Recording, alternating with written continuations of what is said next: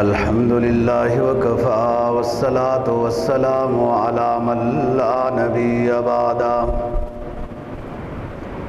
وعلی آلہ واصحابہ الذین اوفوا عہدا الذین هم خلاصة العرب العرباء وخیر الخلائق بعد الانبیاء اما بعد فاعوذ باللہ من الشیطان الرجیم بسم اللہ الرحمن الرحیم وَإِذْ قَالَ مُوسَى لِفَتَاهُ لَا أَبْرَحُ حَتَّى أَبْلُغَ مَجْمَعَ الْبَحْرَيْنِ أَوْ أَمْضِيَ حُقُبًا قال النبي صلى الله عليه وسلم لأن الخضر جلس على فربة بيضاء فإذا هي تهتز من خلفه خضراء صدق الله العظيم وصدق رسوله النبي الأمي الكريم ونحن على ذلك لمن الشاهدين والشاكرين والحمد لله رب العالمين۔ سورہ کہف کی ایک آیت کریمہ اور جناب نبی پاک صلی اللہ علیہ وسلم کا ایک فرمان تلاوت کیا ہے، جس کا مفہوم یہ ہے کہ حضرت موسیٰ علیہ السلام نے اپنے ایک نوجوان امتی سے یہ کہا کہ سفر کے لیے چلنا ہے اور مجمع البحرین تک پہنچنا ہے، یہ ہماری منزل ہے۔ او امضی حقبا، جب تک ہمیں یہ منزل نہیں ملے گی تو کتنا عرصہ بھی چلنا پڑے تو چلتے رہیں گے۔ حقبہ کی تفسیر مفسرین نے لکھی ہے کہ 80 سال کے عرصے کو حقب کہتے ہیں۔ اگر اتنا بھی چلنا پڑے تو چلتے رہیں گے، علم دین کے حصول کے لیے اللہ کے خاص بندے سے ملنا ہے۔ مجمع البحرین وہ ہماری ملنے کی جگہ ہے۔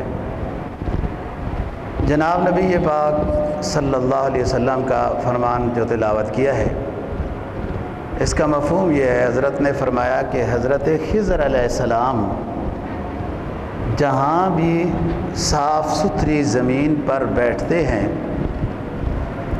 تو جب وہ اٹھ کر جاتے ہیں تو وہ پیچھے زمین سبزہ اگا دیتی ہے اور وہ سبزہ لہلہانے لگ جاتا ہے۔ یہ خضر علیہ السلام کی گویا ایک پہچان بتائی، اسی سے خضرہ یہ نام پڑ گیا ان کا۔ گزشتہ جمعے پر حضرت خضر علیہ السلام اور موسیٰ علیہ السلام کا واقعہ شروع ہوا تھا کہ وقت ختم ہوا ہے۔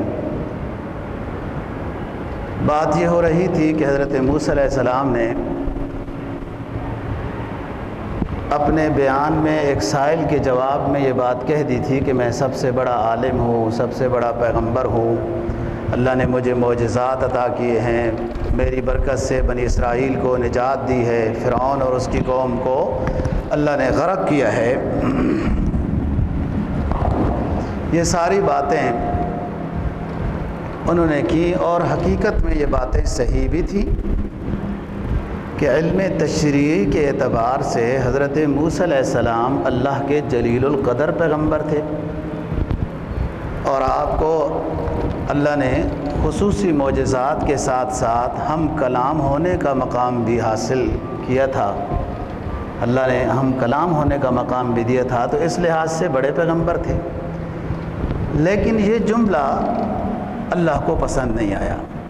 محاورہ مشہور ہے، حسنات الابرار سیئات المقربین، کہ بعض بندوں کے لحاظ سے تو بعض وہ جو کام کرتے ہیں وہ نیکی ہوتی ہے، لیکن اللہ کے مقرب بندوں کے لیے وہ نیکی نہیں بجا لانی ہوتی، اس سے کہیں اور اونچی نیکی بجا لانی ہوتی ہے۔ تو وہ نیکی اللہ کے مقرب بندوں کے لیے نہیں، ان کی نسبت سے وہ بے ادبی ہو گئی ہے، یہ نیکی ان کی شان نہیں تھی، اللہ کو پسند نہیں آیا۔ اللہ نے فرمایا کہ اے کلیم، ہمارا ایک بندہ اس دنیا میں ہے اور وہ آپ سے بڑا عالم ہے۔ آپ کہتے ہیں میں بڑا سب سے عالم ہوں، آپ سے وہ بڑا عالم ہے۔ موسیٰ علیہ السلام کو شوق لگ گئی، کہنے لگے یا رب دلنی علی رجل،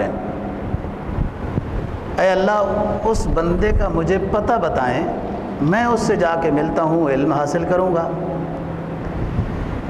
جب اللہ تعالیٰ نے موسیٰ علیہ السلام کے اس شوق کو دیکھا تو فرمایا کہ جاؤ ہمارے اس بندے کے پاس، وہ ایک خاص علم ہم نے اس کو دیا ہے، اس سے وہ سیکھو۔ جو علم حضرت خضر علیہ نے، یہ 7-8 مجمع البحرین ہیں جہاں 2 دریا ملتے ہیں، مختلف رنگت والے، پانی کے مختلف ذائقے والے ہیں۔ قرآن نے اس کو مبہم بیان کیا ہے کہ مجمع البحرین میں آپ جائیں ہمارا بندہ ملے گا، لیکن مفسرین لکھتے ہیں کہ موسیٰ علیہ السلام کو اس مخصوص دریا کی نشاندہی کر دی تھی کہ بحر اندلس ہے وہ، واللہ اعلم۔ مفسرین نے کوئی مجمع البحرین میں ترجیحی قول نہیں لکھا کہ فلانا مجمع البحرین ہے۔ بحر اندلس میں کہہ رہا ہوں کہ یہ زیادہ غالب ہے، وہ آگے جا کے ایک بات ایسی تفسیر سے پانی پیا ہے، قیامت تک یہ اس لیے زندہ رہیں گے۔ اس آب حیات کا پانی اس مچھلی کو کسی طریقے سے اس ٹوکری میں لگ گیا کہ وہ زندہ ہو گئی اور سمندر کے اندر چلی گئی۔ یہ جب اٹھے آگے چلے گئے، پھر واپس آئے تو وہاں ایک بندہ سویا ہوا پایا۔ ان سے دعا سلام ہوا جو گزشتہ جمعے پہ میں عرض کر چکا ہوں، یہ آپس میں ربط قائم کر رہا ہوں بات کا۔ انہوں نے